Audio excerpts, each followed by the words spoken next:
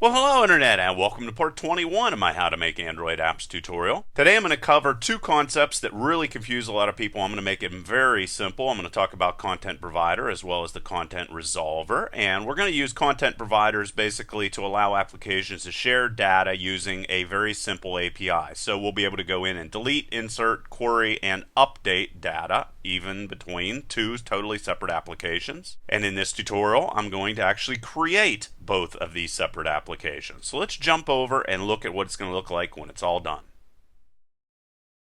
Okay, so this is the content provider, very simple, and all I'm going to do here is allow it to enter in your name. The content resolver, however, is going to do more things. So we have add name, there's no information on whether that was added. However, we're now going to go to the content resolver part, which is going to allow us to get contacts, and you're going to see all the features we have right here. We're of course going to be able to go and click on show contacts. It automatically loaded whenever the app came up, but you could also force it there. We're also going to be able to enter an ID right here, and this is going to be using this separate content provider app, and you're going to see delete ID, see it deleted, and we're also going to be able to find contacts. So I can come in here and enter in 7 and click on find contact, and it's going to show just that one contact. And also we're going to be able to click right here and then try to type in a name, and it's also going to allow us to add contacts. Pay isn't really a normal name, but either way I went and clicked on add contact, and you're going to see that it shows up right there. So that's how we're going to use contact providers or content providers and content resolvers.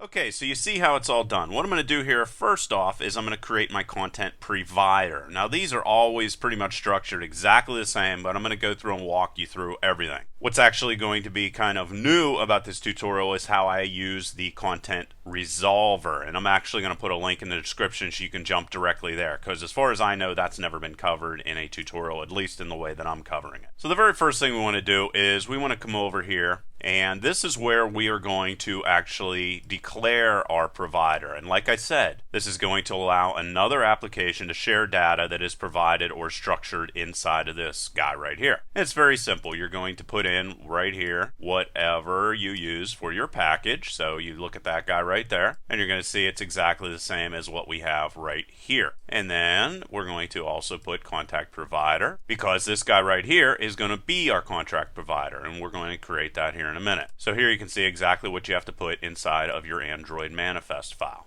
Okay, that's what makes that work. Okay, and of course all the code is in the description. It's all free and all whatever. Okay, so now we're going to jump over and we're going to look at this. Now I just structured this very simply. As you're going to see, the content resolver is going to be really complicated, as you just saw. But here I just decided to put in a way for us to add a contact. And it's very easy to add additional inputs, like if you want to put email or whatever, and you're going to see that here in a moment. So I'm going to jump over into contact provider right now and start structuring this guy. First thing I'm going to do is go here where it says activity and change this to content provider, right like that.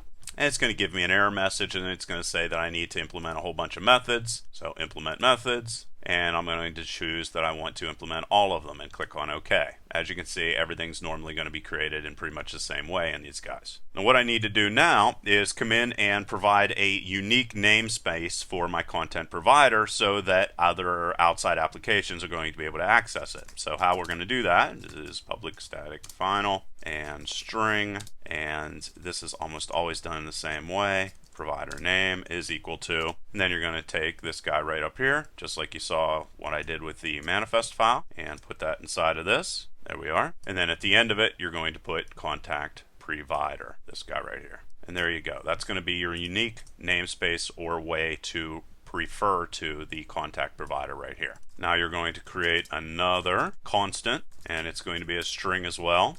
And this is going to be the URL. Now these are always started with content. This is for the content provider, of course. And then after that, you're going to use your unique namespace, this guy right here. But we're just going to come in and put provider name. And then at the end of it, we're going to create our directory. And I'm going to call this CP contacts, right like that. Now we're going to come in and create another constant. And this is going to be called content URL is equal to, and you're going to go URI, parse, and then pass the URL inside of that. And this is what we're going to use over and over again to refer to this. Now we need to come in here and define all of the different columns that are going to be in our database. So this is another thing that's going to be constant, and this is going to be a string, and I'm going to have this be ID is equal to ID. And also, so that we can have more than just one thing here, we're also going to define name, and that's going to be name. Of course, you can add many more of these. We're also going to create a URI code here. I'm just going to give it the value of 1. And then we're going to also be storing key value pairs. So it's going to be an ID with a value, a name, and a value. And how we're going to be storing those is inside of a hash map, which just has key value pairs. So let's just make them both strings and give this the value of values. And if you stick with this is all going to make sense. It seems really complicated, but after you see numerous examples, it's all going to make a lot of sense. Now we're going to create URI matcher, which is going to match our unique URIs with our content providers. It's just a way that we're going to be able to come in here and refer to our content providers, URI matcher. And then here, we're actually going to assign these unique URIs. So new URI matcher, URI match. And like I said, you're going to do this almost identically every single time you work with content providers. So this is how you would add those unique URIs, or this one unique URI.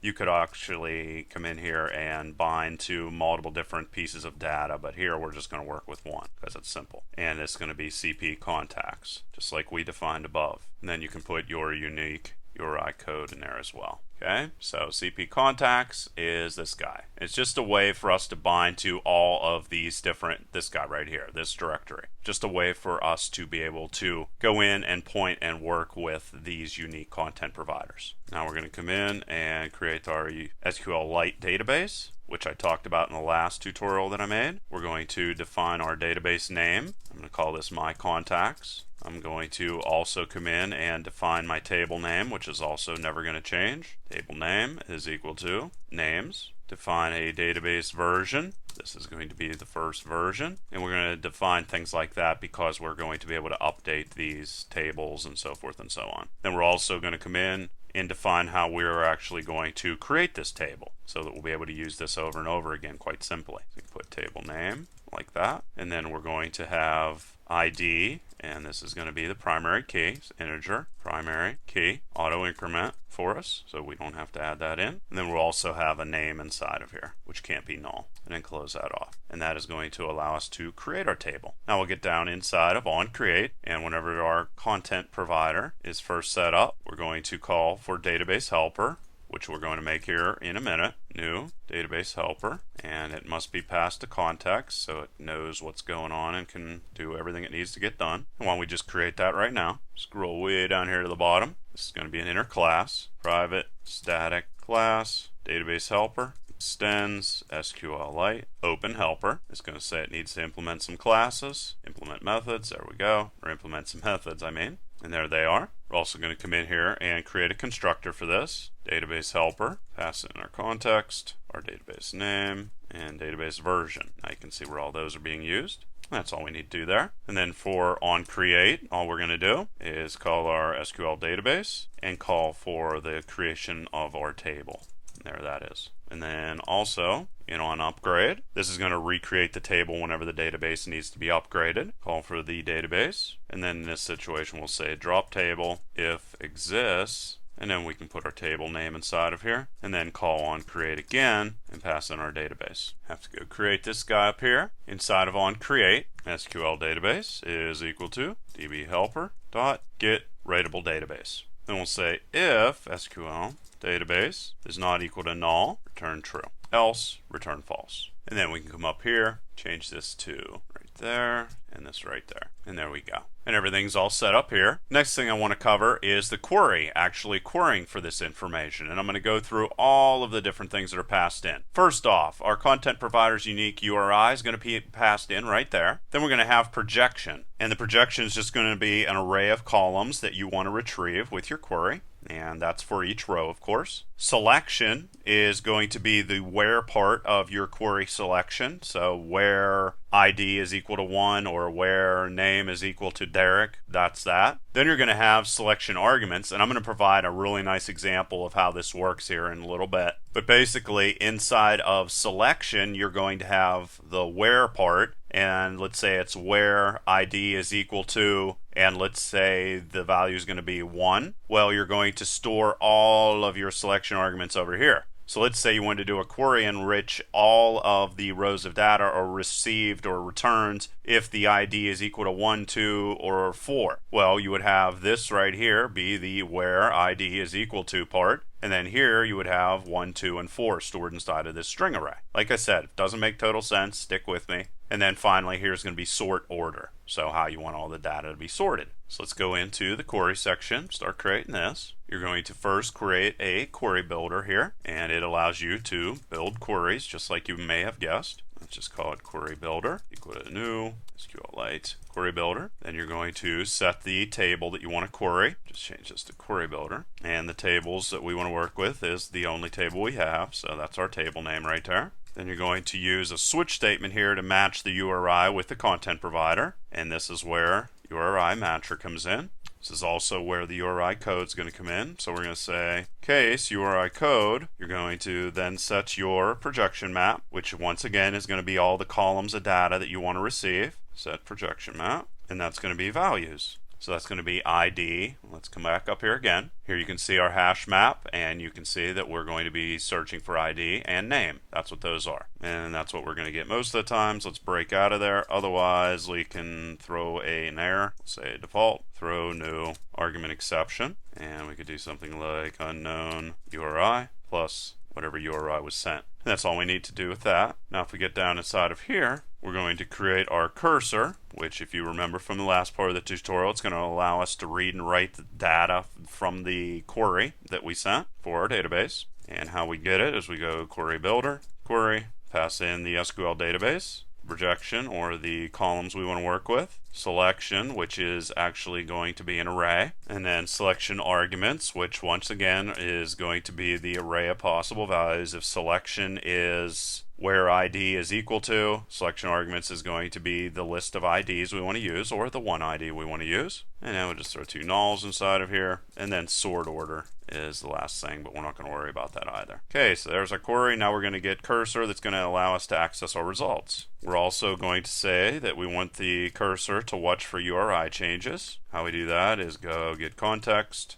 Like I said, I want to reiterate, this is pretty much the way to do content providers all the time. I'm just going through and explaining what's going on. And here we'll get the content resolver, which is going to provide access to the database using really nice little methods. Pass in the URI, and this is get content resolver. You're going to see one of those being created here in a minute. And then finally return cursor. It's going to have all our results. Now I get down into get type, and this is basically going to handle requests for the MIME type or the type of data at our URI. Again, we're going to do the same sort of thing we did up here with this guy. Let's go and copy it, paste it inside of there. And in this situation, we're going to say return. Again, this is something that's hard-coded. You're always going to use the same thing with Android. And put directory, and then we're going to put CP contacts. So this is always going to be used, and this is the thing that's specific to our content provider. And then for default here, we're going to say illegal argument exception again, and then this time we'll say something like unsupported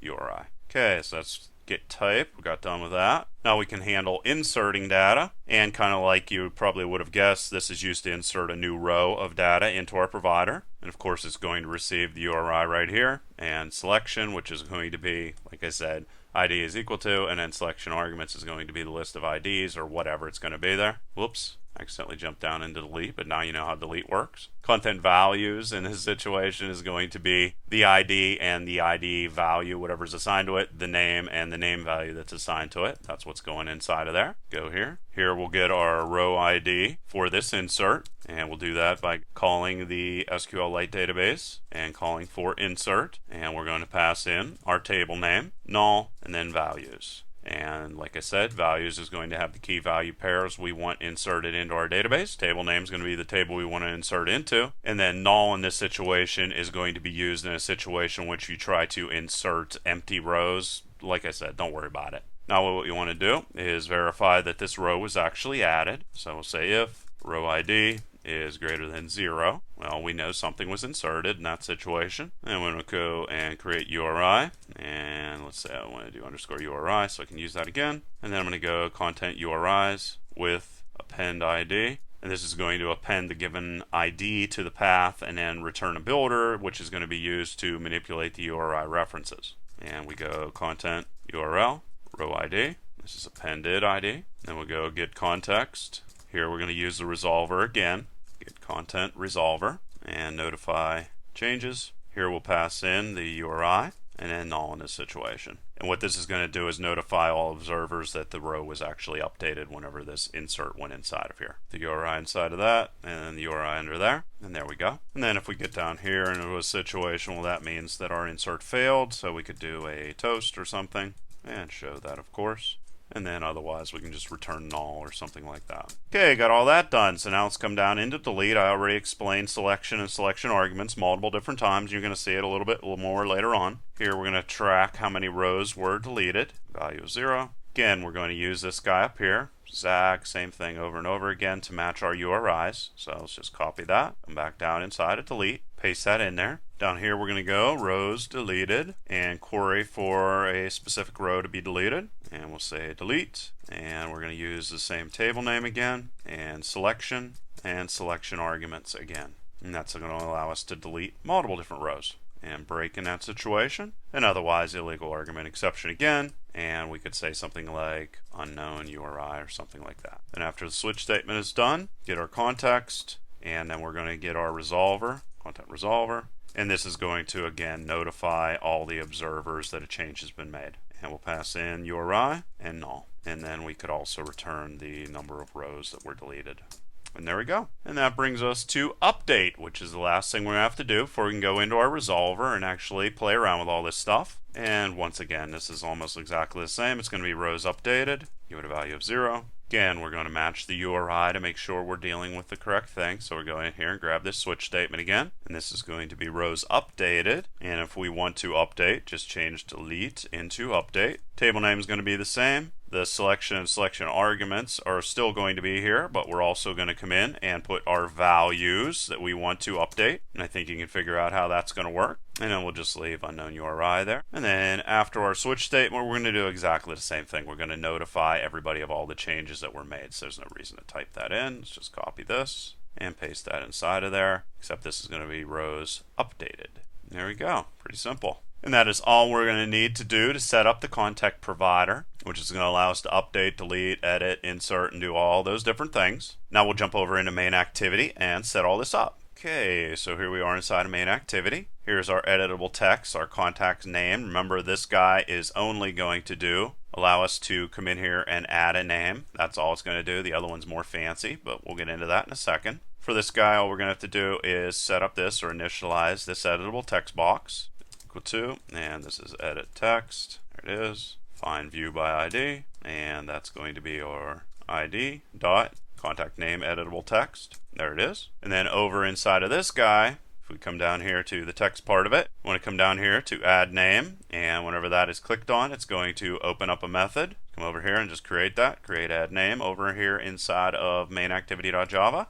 And whenever they click on that, first thing we're going to do is we're going to get the name that they want to add, and that's going to be contact in that editable text box, and then get text, of course, and then to string, of course. And there that is. Now we got the name that we want to add to our database, and then to add it, we're going to be storing everything in what are called content values, which are just key valued pairs again. So content values, and we'll just call this values is equal to new content values. Now if we want to add in those key value pairs, we'll go values dot put and contact provider, the name, and then name in this situation is going to be the value that we got from the editable text box, this guy right there. We're then going to get the URI, unique way of referring to our content provider, and we'll go get content resolver, and if we want to insert, we go insert, and we pass in contact provider and our content URL, that guy right there, our unique way of referring, and we say we want to pass in those key value pairs, and that is how simple that is. And you want to do a toast again,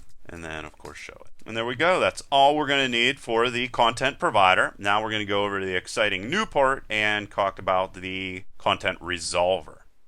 Okay, as you previously saw when the application was running, this guy is going to allow us to click on this button to show all the contacts. Here we're going to be able to enter an ID and delete it. Here Here we'll be able to search for a specific contact, and here we'll be able to add a new contact. So we're going to be able to do pretty much everything with our content provider using the content resolver. Like I said, this is a very simple interface, but I provide a link to it in the description if you want to go and see exactly how I made it. Now what are we going to do? We're going to need a unique way to target our content provider first, and of course that's going to be a constant for us. I'm going to call that content URL. I'm going to go URI. In this situation, I'm going to do everything on one line just to keep this very simple. And to refer to a content provider, we're going to go content, and then we're going to get our unique ID way of referring to it. Just copy that, paste that inside of there. And then at the end of this, we're going to put contact provider, because that is what we called it before over in our contact provider code. And that's going to be contact provider, and then CP contacts. If you remember from before, that's what I called it. And that's going to give us access to that unique content provider anywhere in any other application, as long as it's available, of course. Here we're going to have a text view, and this is going to be where we are going to be storing or printing out all of our information to. Give us a value of null. Editable text, we have a whole bunch of them. Delete ID, edit text. We'll initialize those in a second. Then we're going to create our content resolver, which is going to provide us access to the other application's content provider. Let's just call this resolver. And here we are inside of onCreate. Once again, this is in main activity.java. Everything's going to be done all in this one part of the application. We can come into the resolver area. To get this, we go get content resolver, right like that. We can initialize the editable text boxes and the text view. There's our text view, and there is our editable text boxes initialized. And then I'm going to call get context, which I'm actually going to create here in a second, get contacts. We're going to use that multiple times in these different methods, so I might as well create that right now.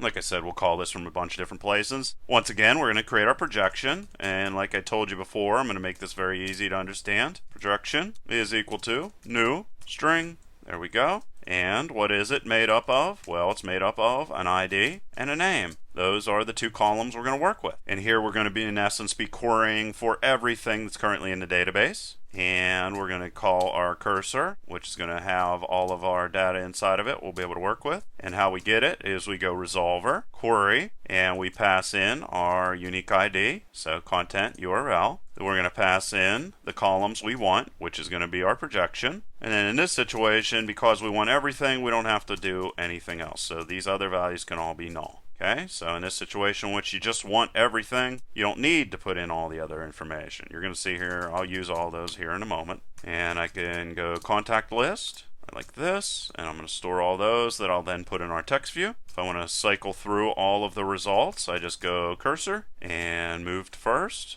That's going to tell me I got results. And then to cycle through those results, I can create string ID, just like I did in the last part of the tutorial. And we can go cursor and get string, and then specifically go cursor, get column index, and we're going to get the column that has the index of ID in this situation. String, do the exact same thing for the name in exactly the same way, and we'll say get string again, and then we're going to pass in the same thing again, cursor again, get column index, and the index in this situation is going to be name. And then as we cycle through this whole entire thing, we'll go contact list is equal to contact list plus, and then we'll put the ID plus, and then we can put a colon or something inside of there and do the same thing for the name, and then finally do a backslash for a new line. And there we go.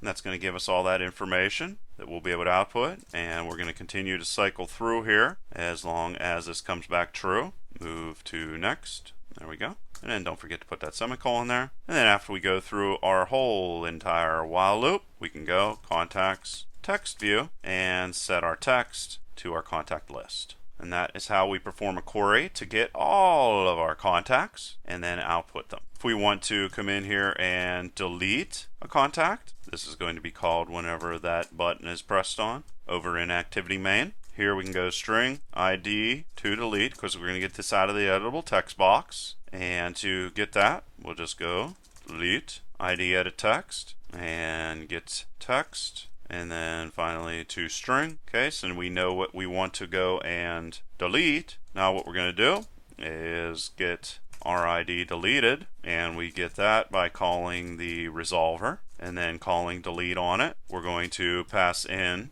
our unique ID for that guy. We're then going to pass in, you're going to see exactly what it looks like right here. Remember I said we go like a where clause, so we're going to go ID is equal to, and you're going to put a question mark inside of there. And then here what we're going to do is we're going to put in specifically what we're going to check for here. This is going to be a string array, but in this situation we're only going to delete one thing at a time. You could actually put multiple things in there and delete multiple things from the database all at once if you wanted to. And then if we want to update our contacts list in the text view, we call get contacts, and that's going to execute. Lookup contact, we can come over here and go and have that method created for us. Create lookup contact. There it is, lookup contact. And then we could jump back over in activity main and go to the add contact part right here. Add contact on click and create that method as well, just so we have it. If you want to look up a contact and display that, just that contact, well, first off, we're going to go and find the ID that we want to show